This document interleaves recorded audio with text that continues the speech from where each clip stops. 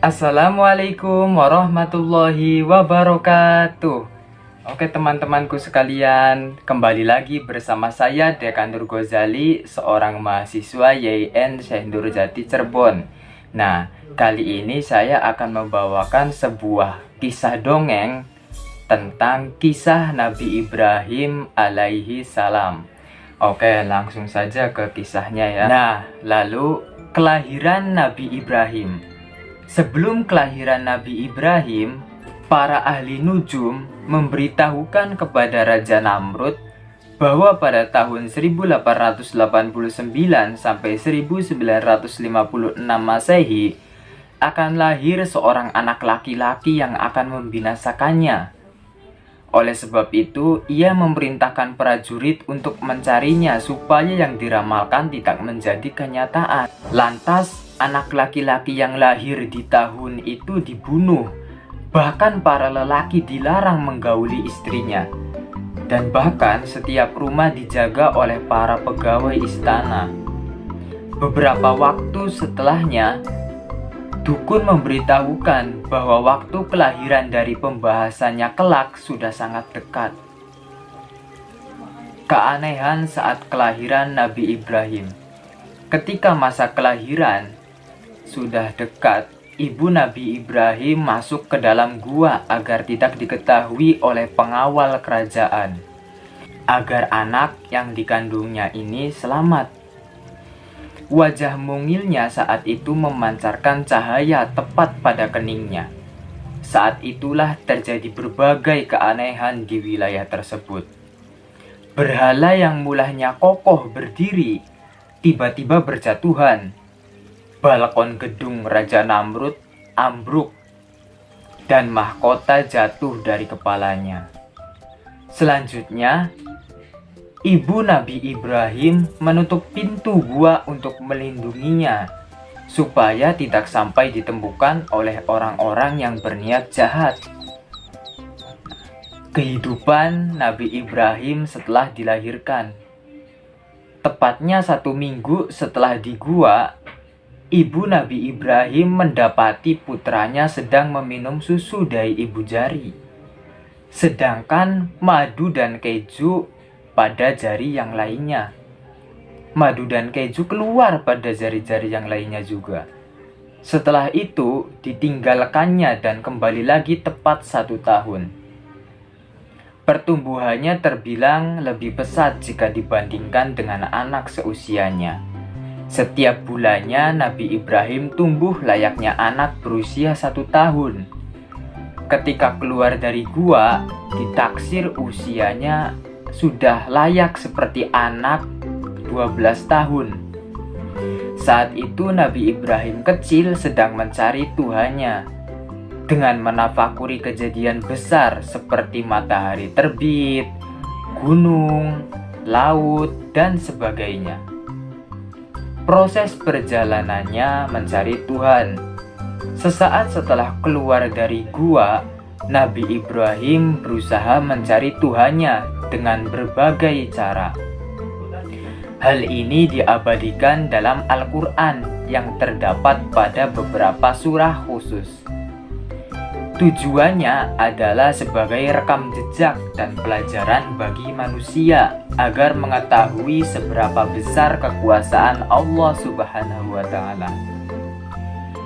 Hanya saja saat pencariannya, Nabi Ibrahim menemukan fakta bahwa yang ia anggap besar tidak bertahan lama. Dan pada saat itu muncul anggapan jika ada yang lebih berkuasa. Dalam ayat Al-Quran disebutkan, "Sesungguhnya jika Tuhan tidak memberikan petunjuk, maka aku termasuk orang sesat." Awal mula dakwah Nabi Ibrahim. Semasa remaja, Ibrahim sering bertanya kepada ayahnya mengenai Tuhan yang sesungguhnya. Pada saat itu, ia menyadari kesia-siaan adanya patung. Oleh sebab itu, keinginan untuk menyedarkan kaumnya semakin kuat dan akhirnya mengambil jalan untuk berdakwah. Sewaktu mendapati ayahnya tidak mau meninggalkan menyembah berhala, Kesedihan menghampiri dirinya. Meski sudah mengingatkannya secara berulang, namun ternyata pendirian ayahnya sangat kukuh. Sampai-sampai pada akhirnya Allah Subhanahu wa Ta'ala memberikan hukuman untuk orang-orang kafir. Nabi Ibrahim memperingatkan kaumnya. Saat itu masyarakat di Bait Al-Maqdis mayoritas penduduknya masih menyembah berhala. Namun kenyataan pahit harus diterimanya bahwa pembuat semua patung tersebut adalah ayahnya sendiri. Bentuknya sendiri sangat banyak, salah satunya personifikasi dari rasi bintang.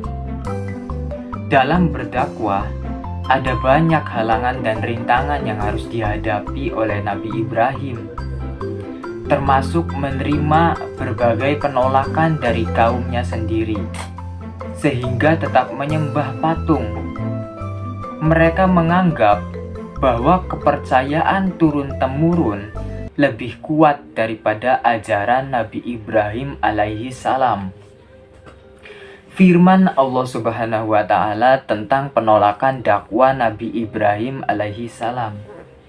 Dakwah yang beliau sampaikan ditolak secara mentah-mentah oleh masyarakat sekitar, dan bahkan tidak jarang mereka juga melakukan tindak kekerasan. Salah satu alasannya yang termaktub dalam Quran Surat Al-Anbiya membahas mengenai kami mendapati bapak-bapak kami menyembahnya. Meskipun terus mendapatkan penolakan, namun Nabi Ibrahim tetap menyebarkan ajaran tauhid, yakni mengesahkan Allah Subhanahu wa Ta'ala kepada masyarakat sekitar. Seiring berjalannya waktu, mulai datang satu persatu orang yang menyatakan keimanannya. Hanya saja sebagian masih secara sembunyi-sembunyi karena mereka merasa takut. Perselisihan Nabi Ibrahim dengan Raja Namrud. Ketakutan Raja Namrud mengenai kematiannya semakin menghantui tatkala mendengar ada ajaran baru yang dibawa oleh Nabi Ibrahim. Selama sisa hidupnya, ia terus mencari cara agar ramalan yang dahulu pernah didengarnya tidak menjadi kenyataan, menggunakan strategi ancaman. Awal perselisihan antara Nabi Ibrahim dan Raja Namrud terjadi ketika utusan Allah tersebut meruntuhkan segala patung, terkecuali yang paling besar. Hal ini dijelaskan dalam Al-Quran Surat Al-Anbiya, yang intinya terkait jawaban atas pertanyaan kaumnya jika ajaran tauhid itu benar adanya dan ia dapat membuktikannya. Kelahiran Ishak. Allah memilih keluarga Nabi Ibrahim untuk mendapatkan karunia istimewa di antara umat manusia di muka bumi ini. Atas perjuangannya menyebarkan ajaran ketauhidan, maka berita kelahiran Ishak dan Yakub menjadi suatu hadiah berharga setelah menantinya. Berita ini disampaikan malaikat secara langsung dengan mengunjungi kediaman Nabi Ibrahim. Wujud yang digunakan menyerupai manusia. Meskipun demikian, beliau tetap menyadarinya karena pancaran auranya terlihat sangat berbeda. Lantas, untuk memuliakannya dipersiapkan hidangan istimewa. Akhir hayat Nabi Ibrahim. Perjalanan dakwah Nabi Ibrahim harus terhenti dan digantikan oleh putranya. Pada waktu itu, beliau sedang duduk di teras rumahnya dan mengetahui kedatangan seorang lelaki tua dengan wajah lusuh sambil memegang tongkat. Ia pun mempersilahkan untuk masuk, kemudian menjamunya. Tanpa disangka, lelaki tua itu adalah malaikat Israel. Setelah 1 tahun berlalu, Israel datang kembali dengan wujud tampan. Namun sempat terjadi tawar-menawar ketika akan mencabut nyawa Nabi Ibrahim. Hal ini membuat malaikat harus menyampaikan pesan kepada Allah Subhanahu wa Ta'ala. Setiap nabi yang diutus oleh Allah untuk berdakwah diberi mukjizat. Tujuannya yakni sebagai bukti bahwa Allah itu ada dan akan selalu membantu umatnya yang beriman dan patuh terhadapnya. Sedangkan Nabi Ibrahim sendiri mendapat berbagai keajaiban besar. Seperti contohnya, yang pertama, tubuhnya tidak hangus terbakar api. Keberanian Nabi Ibrahim menentang Namrud membuat raja itu murka. Karena selain takut ramalan di masa lalunya itu terwujud, juga pengikutnya semakin berkurang. Dengan demikian harta kekayaan juga tidak melimpah ruah seperti sedia kala. Nah, akhirnya Raja Namrud melakukan sebuah cara, yaitu membakar Nabi Ibrahim dengan api yang menyala. Tapi fakta mengejutkan, ternyata tubuh Nabi Allah tidak tersentuh oleh api itu sama sekali. Bahkan dikatakan rasanya dingin. Kejadian ini diabadikannya dalam Quran Surat Al-Anbiya ayat 69, yang sekarang sering dijadikan salah satu ayat ruqyah. Nah, mukjizat yang kedua yaitu dapat mengeluarkan madu dari jarinya. Saat masih kecil, Nabi Ibrahim ditinggal oleh ibunya di dalam gua sendirian. Karena menghindari terjadinya pertumpahan darah, ibunya pun mengunjungi tidak sering. Namun anehnya dari jari putranya dapat mengeluarkan madu, sedangkan bagian lainnya terdapat keju sehingga nutrisi tetap terpenuhi. Lalu mukjizat yang ketiga yaitu dapat menghidupkan makhluk yang sudah mati.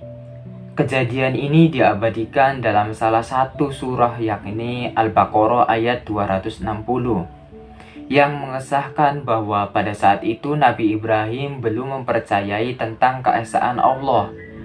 Akhirnya diperlihatkan bagaimana cara menghidupkan makhluk mati yang tentunya tidak bisa dilakukan oleh manusia normal.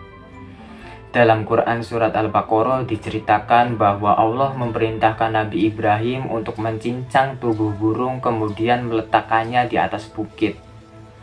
Selanjutnya beliau harus memanggilnya dan kejadian ajaib berlangsung. Makhluk tersebut hidup kembali sehingga dapat terbang menghampirinya. Mukjizat yang keempat yaitu mengubah pasir menjadi makanan. Mukjizat sendiri merupakan kejadian luar biasa yang diberikan Allah kepada para nabi dan rasulnya. Nah, awal mula kejadiannya yaitu saat Nabi Ibrahim mendatangi Raja Namrud untuk mendapatkan makanan. Namun harapannya ternyata putus karena tetap teguh dengan pendiriannya ketika ditanyakan siapa Tuhannya. Kejadian ajaib dimulai saat ia membawa pasir dari Namrud pulang ke rumah. Keesokan harinya, isi kantongnya penuh dengan bahan makanan berupa sayuran dan daging. Oke anak-anakku sekalian, mungkin sekian saja dongeng pada kali ini.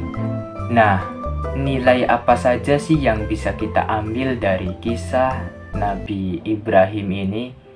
Yaitu yang pertama tentang keteguhan hati beliau.